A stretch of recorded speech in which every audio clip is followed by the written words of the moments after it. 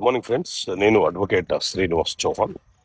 మిత్రులారా, ఒక కేసులో భర్త మరణించాడు. భర్తకు వచ్చిన ఆస్తి ఏదైతే ఉందో ఆ ఆస్తి భార్యకు వచ్చింది.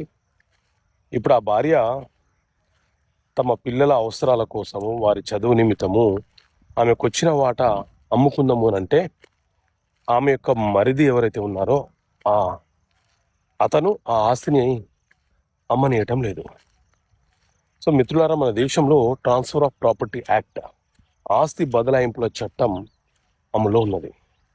ఈ చట్టంలోని సెక్షన్ 38 ప్రకారంగా భర్త మరణించిన తర్వాత భార్యకు ఆస్తి వస్తే భార్య తన కుటుంబ అవసరాల కోసము, పిల్లలను చదివించుకోవడం కోసము, తనకు ఆర్థిక స్తోమత లేకపోతే కుటుంబాన్ని పోషించడం కోసము భర్త నుంచి వచ్చిన ఆస్తి ఏదైతే ఉందో ఆ ఆస్తిని, ఆ వాటాని అమ్మే హక్కును ఆమె కలిగి ఉంటుంది.